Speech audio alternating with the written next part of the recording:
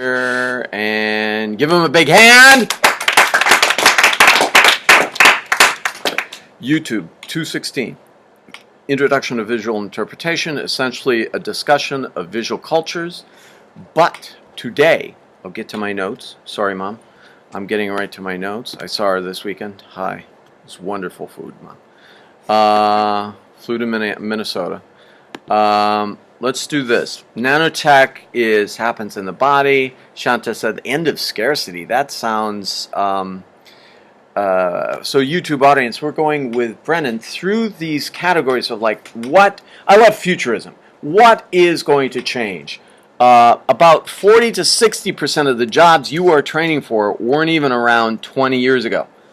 20 years ago, the internet was barely taking off. Cell phones, look at how they've taken off in 4 years and how many jobs are actually existing in those fields. Scarcity is a fundamental problem, having people who have wants and needs in a world of limited resources. I tend to disagree with this because we have 7 billion people on Earth. They think by 2050 we'll have 10. Brennan, what's the upper limit of what this world can actually deal with? We're like insects now, right? This is just like... Yeah, I really don't see us stopping anytime soon because, I mean, who would have predicted this, 25, 30 years ago? They say that we could have got here, but once we have this, I feel like there's only going forward. Look at that census. If we can use technology to create more resources than everyone in the world needs, we may enter a post-scarcity economy. I really doubt this is really utopic. It's weird. It's like as small, like as technology gets smaller and more succinct and more compressed, the more we actually have. Isn't this like about 100 years ago when we found vaccinations to certain diseases and then suddenly the population sprouted even more? If we economics is the study of scarcity, but of course a lot of that scarcity is artificial, right? All we need, and the strange thing, open the studio audience. Occasionally I surf eBay, and on one of the deals for $100 you can get a 500-gallon jug of food glop.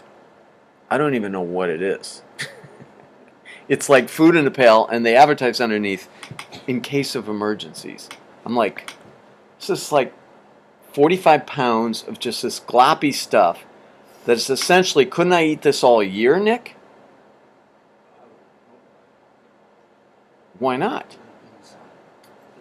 It looks like a paint bucket. Check it out. Don't check it out now. But it's on YouTube, and I was like, and then it showed the emergency things like generators and things. I thought they're either preparing for World War III or another hurricane, because they usually do that. No texting. And I mean, 45 pounds of glop should last me a month, right? All right, that's your first red light. But what if they're right? What if it's not only in case of emergency? What if I can actually live on that stuff? They say we can actually be moderately healthy living on 140 pounds of something like vitamin-infused lard the whole year. It's scary. It's scary how we know that. Doctors know it, right? Yeah, that's what I'm saying. Wouldn't doctors know the limits of the human body? Sundas?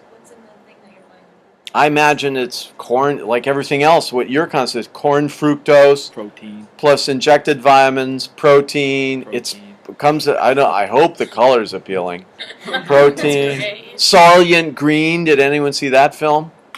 Soylent Green is people, right, Jeremy? It's Charlton Heston.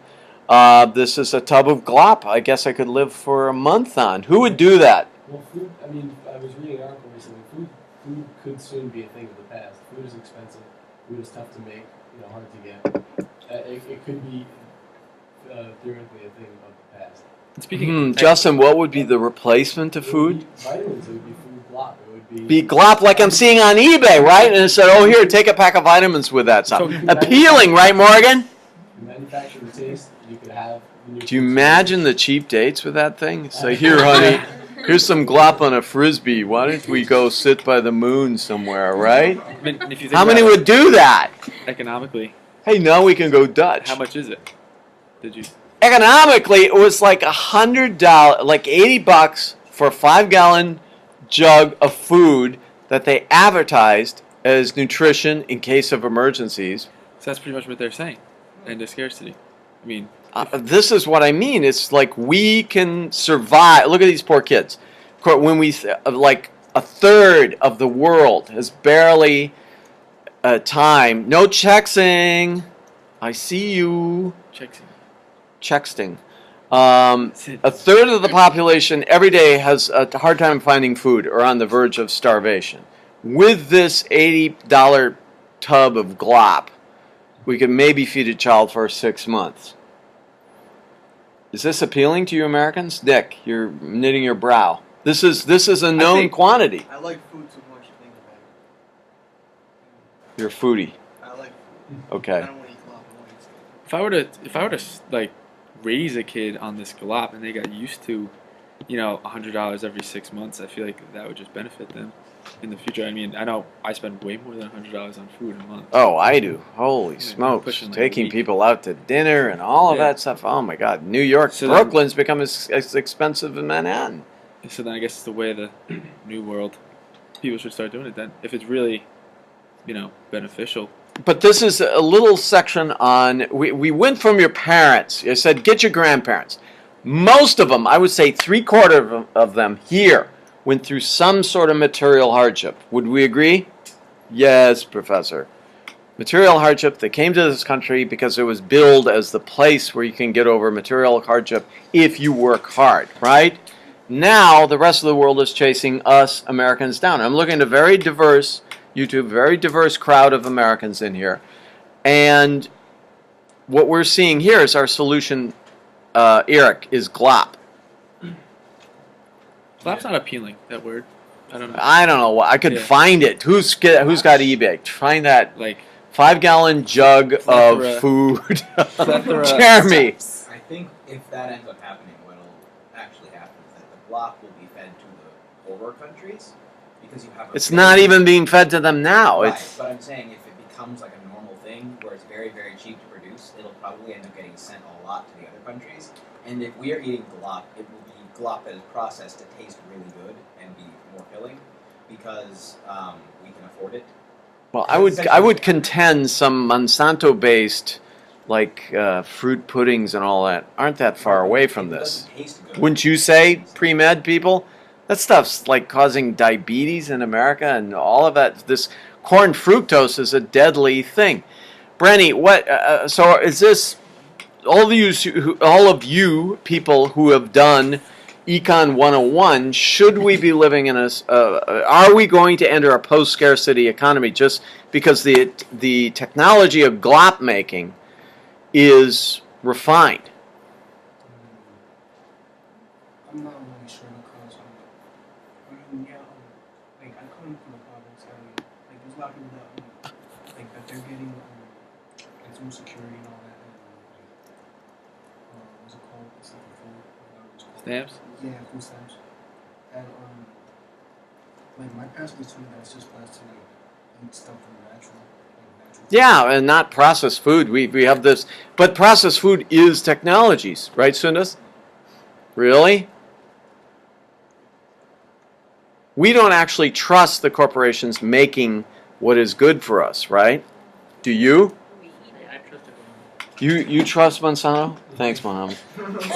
He trusts McDonald's with all his Oh, heart. you trust McDonald's. Immortality. That's another one. Oh my God. Technology. In ancient Rome, it was 28 years old. You had people killing each other on purpose, though. No, you had disease and all that. In the early 20th century, it was up to, average was 31 years old. That's why most people have their first crisis in the early 30s, They're supposed to die. because the body's telling you should be dead already. Although those numbers are heavily skewed because of infant mortality rates. Normally, people, if they survived infancy and did not They die could in live war, forever. they would live about Not forever. But like They would 60 I think it was is normal. 50 in the Yeah. 50s. Like 60s, back almost like in 70s. the the 1800s and 1700s and before that, people would live to their 60s and 70s. It's just you have like so many babies dying that if you take all of the average, it pulls it way down. Yeah, like Right. 1 in 60. No, I agree, but even infant mortality is taken care of to a certain extent. We have hospitals Yeah, that. that's why the average age has jumped up so high. Right. Because 67.2 years. Actually, it's going down in the States. Oh, yeah. Good. Yeah, like in Makes Switzerland and, sense. and Sweden, all the Euro, Scando countries, it's gone up, but it's actually gone down here. Why do you think that is? Um, Santa? there's like it's too easy to be unhealthy. The food, You have the. fast food. You have like Too lax, much access to Yeah. processed kill food. you. and Does that then kill you you? have your ability to be lazy and not have a problem with it. Working at a desk job for 40 hours a week and then not doing anything after it, or I think it has a lot to do with drugs, not so much processed food. So each one of these categories has its counterbalance in who do we trust making this technology, right? You're Yeah. feeling blue, take That- Paxil, right? That's the answer. Not like exercise every What day we so the dopamines get up to a level where you can feel good again, right? But we It's trust like, here's some Paxil. education, I guess, is what we really trust. You know how far is so and so into their education? How much do they know about it? They know more than I do, so why not? But our grandparents were educated without even going to school. Didn't they eat right in general? I don't think they had My grandparents did. they have the option to eat processed food. There was no such thing as well, maybe your There was grandpa. no My McDonald's. grandparents not. There was no such thing as processed food. One of the problems in this country is also the for-profit healthcare system, and that many people don't have access to affordable healthcare. Correct. Correct. How many people in here is that affected? Well, it's still on the table right now. And look at Well, what they're that- doing to healthcare try and reform stop helps. it. Literally nothing. I mean, the healthcare reform is going to help, but They it shut still down doesn't go as far Yeah, as like literally nothing. Canada They can't do does. it. Or The European nations Like, and we all should of have that. Single payer. The Affordable Care Act is very helpful, and of course they're still trying to shut that down, which is disgrace. But I mean, like, I heard a statistic one time that 45,000 people per year die because they don't have access to affordable healthcare. I heard there are 3,000 people dying in the emergency loading dock. Because every month, because they don't have the insurance coming in even through the emergency.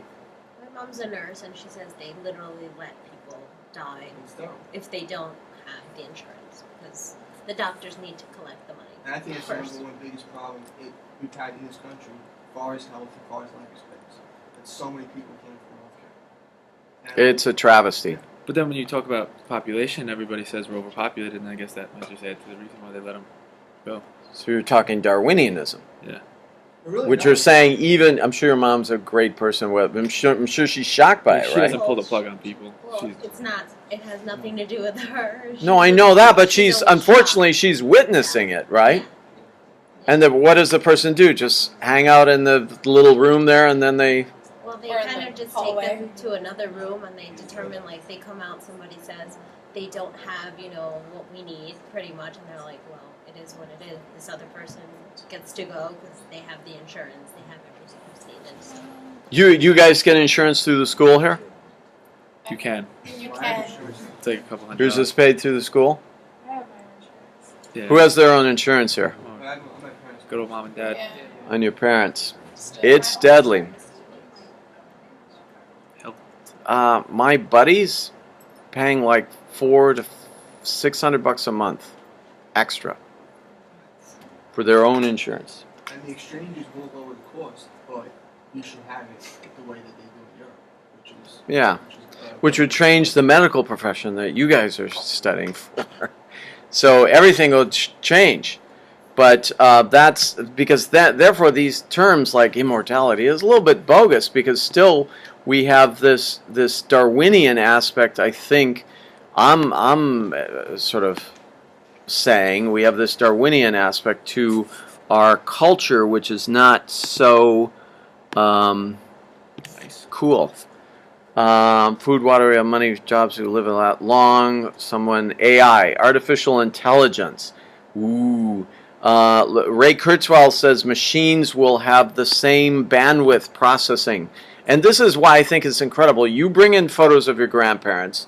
We look at them as like a specimen piece. And we consider things such as artificial intelligence. What will the bandwidth of the computer be in 2020? Ray Kurzweil said we will approach singularity. meaning the computers. Many people think it's already passed, There's no and limit. machines have been like secret on us. There's no limit. You're saying? Pretty No much limit. on bandwidth. Well, then it'll exponentially jump up from that. I don't. There's a long and a short way of talking about it. Oh, here he is. Now we can start.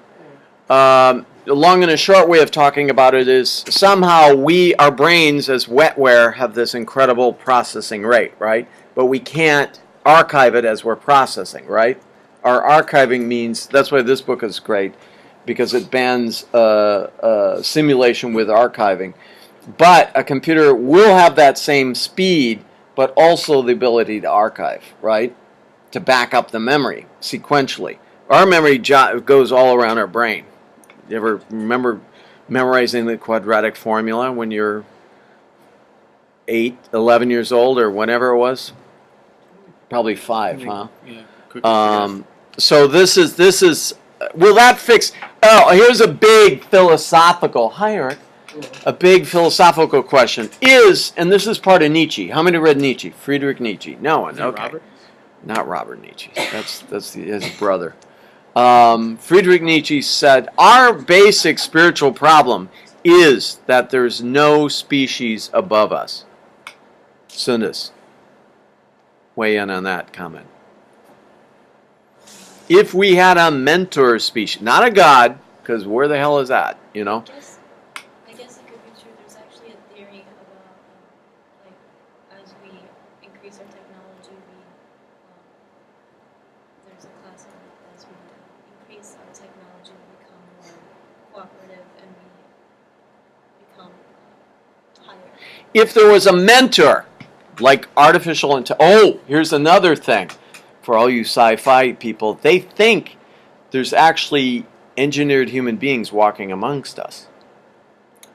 Secretly. Like Men in Black, how there was like aliens. No, like Hitler wanted eugenically engineered superior beings that are actually been walking around the planet Earth for 30 or 40 years. And you know they're doing it now. What do you mean by genetically engineered? Like they kill. Drop your sperm or your eggs in the. No, we have negative eugenics. I think at some states they still castrate Down syndrome people. We have laws of negative. That's called negative eugenics. But Hitler wanted positive eugenics, taking his Aryan ideal and making that. What is it called? Like DNA splicing or something like that? No, even more simpler, just called breeding. You know. Yeah, just taking what he considers, Hitler, alpha types, and that rubs a lot of people the wrong way because How would you make superior human beings? Find someone really make good. Two smart people. there's sperm banks with Nobel Prize winning sperm in it. A lot of women go there just to get their. I told you, a lot of executive women nowadays are freezing their eggs. You all know we're fooling around with this part. And they have this theory that for 30 years, these people have been walking amongst us. Maybe they're on the hush-hush. Eric. Wouldn't technically, like, the babies where you change their eye color and, like, designer babies, That's exactly it. So that is genetically modified.